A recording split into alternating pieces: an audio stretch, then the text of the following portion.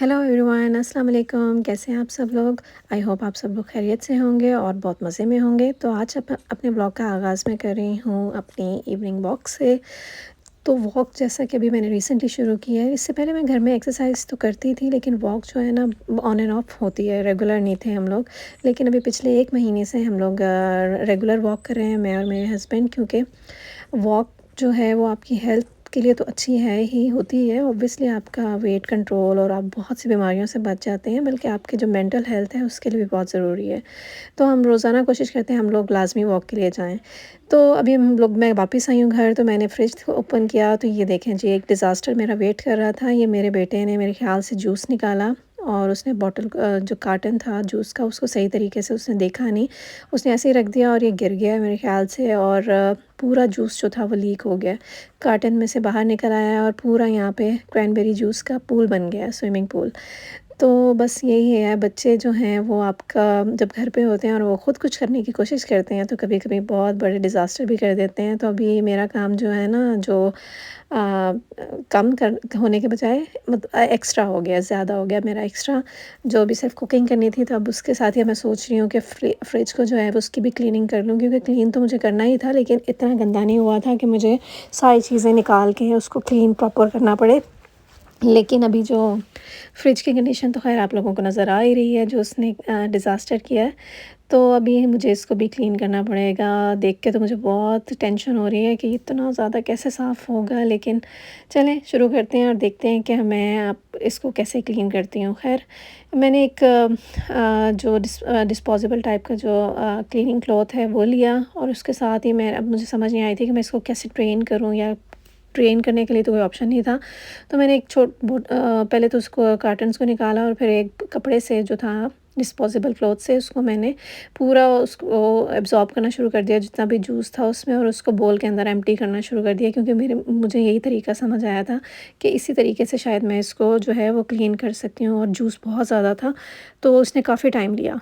अब चूँकि मैं क्लीनिंग मोड में तो आ ही चुकी थी। पहले आपको होता है ना, जब तक आप नहीं कर रहे होते ना, उस वक़्त तक आपको सुस्ती जा रही होती है। लेकिन अभी मैंने क्लीनिंग शुरू कर दी थी, तो मेरा दिल चाह रहा था कि मैं सारी ये जो डोर की शेल्व्स हैं ना, इनको भी निकाल के अच्छी तरह से एम्प्टी करके वॉश कर दूँ, ताकि एक ही बार जो है ना फ्रिज 1 आध महीने के बाद ही फिर मुझे ज़रूरत पड़ेगी पूरा क्लीन करने की ना। तो मैंने खैर सारी बॉटल्स को निकाला, जो उसमें जूस भी लगा हुआ था उनको वॉश किया, क्योंकि सब जूस में पूरी उसमें पड़े हुए थे, और सब पे जूस आउटसाइड पे भी बॉटल्स के और कार्टन्स के लगा हुआ था। तो मैंने उनको अच्छी तरह से वॉश करके तो ड्राई होने के लिए रख दिया साइड पे। फिर मैंने साइड के जो डोर के जो मतलब वो होल्डर्स थे, कंटेनर्स, उनको भी फ्रिज के एम्प्टी कर लिया, और उसको भी मैंने कहा आज चलें अच्छी तरह से जो है ना फ्रिज की क्लीनिंग करके इसको नहला धुला के साफ़ सुथरा कर देते हैं, ताकि फ्रिज भी जो है ना ज़रा खुश हो जाए और इन्जॉय कर ले कि मतलब हमारी लाइफ में भी ना कोई कभी सुकून थोड़ा सा ना अपनी मर्ज़ी से नहीं आ सकता। आप रोज़ सुबह उठें, आपके लिए कोई ना कोई काम ऐसा होता है जो एम्प्टी होता है, मतलब रेडी होता है और आपको करना होता है। तो कभी-कभी अनप्लान्ड चीज़ें भी जो होती हैं ना, उसके लिए भी आपको रेडी रहना पड़ता है कि आप उसके लिए भी आप मेंटली रेडी रहें, ताकि आपको कभी भी कुछ फेस करना पड़े तो आप इजीली उसको कर सकें। तो खैर यहाँ पे मैंने अपने उसको कंटेनर्स को एम्प्टी करके अच्छी तरह उनको वॉश किया। इनके ऊपर भी कुछ चीज़ें वगैरह गिरी थी, इतनी ज़्यादा गंदे तो नहीं थे, क्योंकि अभी मैंने 1 महीना पहले ही साफ़ किया था अच्छी तरह से फ्रिज को। लेकिन फिर भी मैंने कहा चलो अभी आज हो ही रही है सफाई, तो इसको अच्छी तरह से ज़रा क्लीन अप कर लेते हैं फ्रिज को। तो मैं इसके जो कंटेनर्स हैं मैंने इनको अच्छी तरह वॉश किया और स्क्रब से उसको साफ़ किया। अगर जो भी इसके ऊपर चिपकी हुई थी चीज़ें उनको अच्छी तरह रिमूव करके वॉश करके मैंने उनको साइड के ऊपर रखा, ताकि ये भी जो है ना इनका पानी वगैरह ड्रेन हो।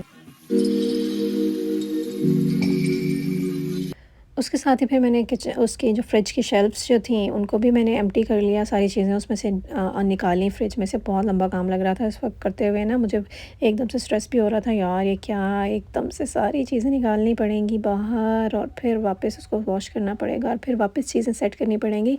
लेकिन एक फ़ायदा हो गया करने का, ये कि ना फ्रिज के अंदर जो कुछ चीज़ें ऐसी थी जो जैसे वेजिटेबल्स या कुछ जो लास्ट वीक लेके आए थे, मतलब कुछ उनमें से ख़राब हो रही थी, तो उनको मुझे निकाल के मैंने उनको फेंक दिया। जो मुझे थोड़ा सा पीछे पड़ी थी, इतने दिनों से मैं उनको मतलब उनको मैंने फेंका नहीं था। तो आज ये था कि थॉरोली जो मेरा पूरा फ्रिज था ना वो क्लीन हो गया था।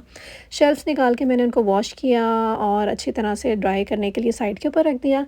फिर मैंने सोचा कि मैं ना पूरे फ्रिज को जो है ना अंदर से अच्छी तरीके से जो है किसी स्प्रे से और कपड़े से ना अच्छी तरह से स्क्रब करके और फिर जो है ना उसको अच्छी तरह से साफ़ करते हैं, वाइप करते हैं।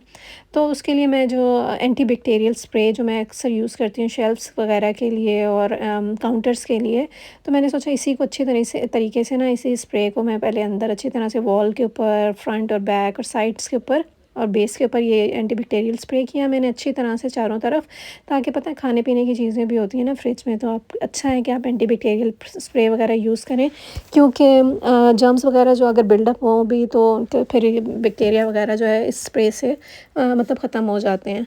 तो आपको तसल्ली होती है कि पूरा 100% जर्म्स फ्री आपकी जो खाने पीने की चीज़ें जो पड़ी हैं ना वो 100% जर्म फ्री प्लेस पे हैं। तो आपको अक्सर मतलब जब भी आप क्लीन करें तो आप कोशिश करें कि या तो थॉरोली क्लीन कर रहे हैं तो उसको स्प्रे से अच्छी तरह वाइप कर लें, करके पहले स्प्रे कर लें और उसको वाइप करें। तो खैर ये मैं कॉर्नर्स जो थे ना उसको अच्छी तरह साफ़ करी थी, क्योंकि यहाँ पे बहुत छोटे-छोटे पार्टिकल्स फूड के अक्सर गिर जाते हैं ना, तो वो फँसे हुए होते हैं। तो ख़ैर मैंने उसको अच्छी तरह से कपड़े से पहले उन सारे पार्टिकल्स को निकाला, अच्छी तरह से फ्रिज को वाइप किया, स्प्रे किया और फिर उसको वाइप किया। फिर उसके बाद मैंने जो टिश्यू टॉवल होता है ना, किचन टॉवल, उसको लिया और उसको, क्योंकि थोड़ा सा वेट वेट था फ्रिज, तो मैंने सोचा कि सारा इसको ना इससे ड्राई कर देते हैं, ताकि जो है ना उसके बाद में अपनी शेल्फ्स वगैरह जो हैं डोर के ऊपर और इसके अंदर की जो शेल्फ्स हैं ना वो फ्रिज की, उनको अच्छी तरह से लगा दूँ, ताकि दोबारा मैं चीज़ें जो भी बाहर फ्रिज का स्टफ़ है उसको वापस अंदर रखूँ। तो किचन टॉवल के साथ मैंने अच्छी तरह से फ्रिज को ड्राई किया और उसके बाद सारी चीज़ें जो इसकी शेल्फ्स वगैरह थी उनको फिट कर दिया। और अब मेरा प्लान था कि मैं जो सारा सामान है फ्रिज का उसको वापस अंदर रखूँ। तो ये देखें साफ़ सुथरा फ्रिज, जो सुबह एक स्विमिंग पूल था बना हुआ और चीज़ें भी बहुत ज़्यादा एक्स्ट्रा सामान, जो एक कुछ चीज़ें पुरानी भी थी वो भी पड़ी हुई थी, तो उनको भी मैंने क्लियर कर दिया। तो ये मेरा एक आज का दिन का जो बहुत बड़ा टास्क बैठे बिठाए मुझे मिला था, वो मैंने उसको बखूबी उसको पूरा कर दिया और उसकी मुझे बहुत खुशी हो रही थी कि चलिए बैठे बिठाए मैंने एक चीज़ तो क्लीन कर ली। तो दूसरा टास्क मेरा आज का था कि मेरा ये जो ओवन था, इसको मैंने अच्छी तरह से क्लीन करना था। ये जो अक्सर जो है ना इसके ऊपर जब हम लोग कुकिंग, खैर मैं इस पे तो नहीं, मतलब जब हम काउंटर उस पे स्टोव के ऊपर कुछ कुकिंग कर रहे होते हैं ना, तो अक्सर इसके ऊपर भी चीज़ें गिरती रहती हैं, ड्रिप होता रहता है। लेकिन मैं साफ़ तो करती रहती हूँ, लेकिन उसके बावजूद जो ग्रीस है ना वो बहुत अक्सर जो है वो इतनी ढीठ होती है कि वो आराम से तो निकलती नहीं है ना, कि आप सिर्फ एक वेट क्लॉथ से अगर आप मैं साफ़ करने की कोशिश करूँ तो नहीं होती है अक्सर।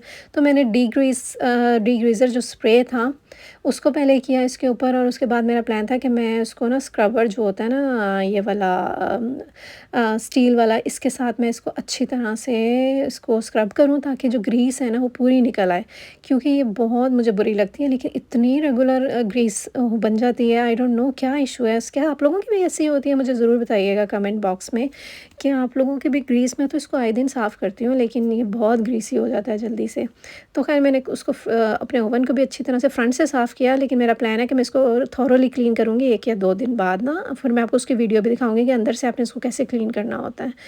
फिर मैं अपने बेडरूम में आ गई और मेरा प्लान था कि मैं अब अच्छी तरह से ज़रा अच्छी तरह तो खैर डीप क्लीनिंग तो नहीं, खैर मेरा प्लान था कि बस जो चीज़ें फैली हुई हैं बेडरूम में उनको अच्छी तरह से सेट कर दूँ, बेड को, कुशन्स को और तकिए वगैरह को, और अगर इधर-उधर कुछ सामान जो फैला हुआ है कमरे में तो उसको सेट कर दूँ।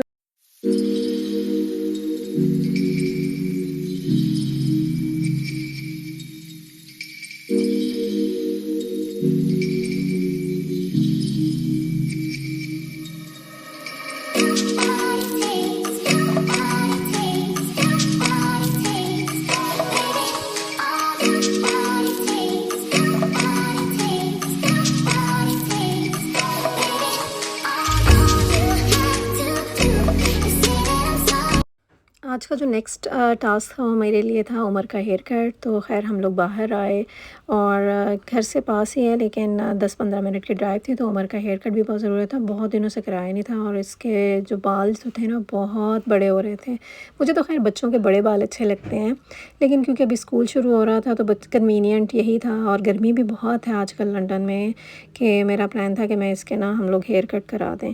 बड़े बड़े बाल तो बहुत अच्छे लग रहे थे, लेकिन छोटे बालों के साथ भी बहुत प्यारा लग रहा था माशाल्लाह। और ये बहुत इजी टू कैरी भी हैं बाल के, मतलब गर्मी नहीं है और इतनी उसमें इजी टू मैनेज भी हैं। तो अभी हमारी डिनर की प्रिपरेशन शुरू हो गई है और आज मेरा प्लान था कि मैं बनाऊं कड़ी, पकोड़ों वाली कड़ी। सब लोग पाकिस्तान और इंडिया में तो बहुत लोग शौक़ से खाते हैं, तो सबको पता ही है। तो खैर मैंने इसके लिए योगर्ट लिया, जो एक पूरा पैकेट होता है योगर्ट का, मैंने खैर वो लिया और उसके अंदर थोड़ा सा पानी मिक्स किया ताकि वो जो योगर्ट है ना लस्सी की फॉर्म उसकी बना दी, क्योंकि योगर्ट तो काफ़ी थिक होता है। तो मैंने उसमें पानी डाला और उसको थोड़ा सा अच्छी तरह से मिक्स किया। उसके बाद मैंने बेसन लिया 3 to 4 टेबलस्पून लेके, और उसको मैंने उस योगर्ट का और पानी का जो लस्सी टाइप की जो थी उसके अंदर इसको भी मिक्स कर दिया। इसको आपने अच्छी तरह मिक्स करना है बेसन को, कि इसके अंदर जो फुटकियाँ, मतलब जो छोटे-छोटे उसके लम्प्स होते हैं ना, वो लम्प्स ना हो। उसके लिए आप ये विस्कर भी यूज़ कर सकते हैं, क्योंकि ईज़ी होता है। जैसे हम लोग अंडा फेंटते हैं ना तो बहुत अच्छी तरह से मिक्स हो जाता है। इसी तरह आप ये विस्कर लेके तो आप इसको बेसन को इसमें अच्छी तरह से मिक्स कर सकते हैं, ताकि इसके अंदर कोई भी लम्प ना हो, क्योंकि जब बाद में कुकिंग होगी ना तो वो लम्प्स जो है ना वो फूल जाते हैं और बाद में उसको कुकिंग के दौरान उसको ना डिज़ोल्व करना बहुत मुश्किल हो जाता है। तो आपने कोशिश करनी है कि पहले ही आप जब ये कोल्ड मतलब आप बनाना शुरू करें ना, तो योगर्ट और पानी और इसके अंदर जब बेसन डालें तभी आप इसको अच्छी तरह से मिक्स कर लें, ताकि वो जो लम्प्स हैं वो ख़त्म हो जाएं। उसके बाद मैंने इसके अंदर डाले मसाले जो हमारे ड्राई मसाले होते हैं, स्पाइसेस। उसमें था हल्दी मैंने डाली 2.5 चम्मच, मैंने 2.5 टीस्पून मतलब जो था वो हल्दी के डाले। 3 टीस्पून जो थे मैंने चिली के डाले, और 2 टीस्पून ही जो थे ना मैंने सॉल्ट के भी डाले, क्योंकि क्वांटिटी थोड़ी ज़्यादा थी, क्वांटिटी ज़्यादा बन गई थी, तो इसलिए मैंने इसमें जो है मसालों की जो क्वांटिटी थी ना वो भी मेरी थोड़ी ज़्यादा थी। लेकिन अगर आप में से किसी को कम करनी है या ज़्यादा करनी है तो आपकी अपनी चॉइस है, आप उसको कम या ज़्यादा कर सकते हैं। अच्छा, कड़ी का कलर जो है ना थोड़ा येलो ही अच्छा लगता है, तो मैंने उसमें ना थोड़ी-सी हल्दी एक्स्ट्रा भी डाल दी। और हल्दी का तो वैसे भी कोई नुकसान नहीं होता, ये एंटी बैक्टीरियल भी होती है, एंटी इन्फ्लेमेटरी भी होती है। तो इन्फ्लेमेशन अगर आपको है तो, और अगर आप, और ये कैंसर भी से भी बचाती हो, तो हल्दी के तो बहुत फ़ायदे हैं। इसलिए ना मैंने तो हल्दी जो थी इसको एक्स्ट्रा ऐड कर दिया उसमें अपनी कड़ी के अंदर, क्योंकि एक तो कलर भी बहुत अच्छा आ जाता है और इसकी जो न्यूट्रिशनल वैल्यू है, मतलब जो इसकी फ़ायदे हैं ना वो भी बहुत ज़्यादा हैं। तो मैंने उसको खैर उसमें डाल दिया और उसको अच्छी तरह पकाया कि थोड़ी सी कड़ी जो है ना वो थिक सी हो जाए। अभी मैंने यहाँ पे बैटर बनाया पकोड़ों के लिए। उसमें मैंने बेसन लिया, प्याज लिया, और क्या कहते हैं ग्रीन चिलीज़ ली, धनिया लिया, नमक, मिर्चें, हल्दी, और ये सॉल्ट डाल के ना मैंने सब सब्ज़ियों को चॉप करके और सारे स्पाइसेस जो थे ना वो उसके अंदर डाल के उसको अच्छी तरह से एक बैटर बना लिया पकोड़ों का।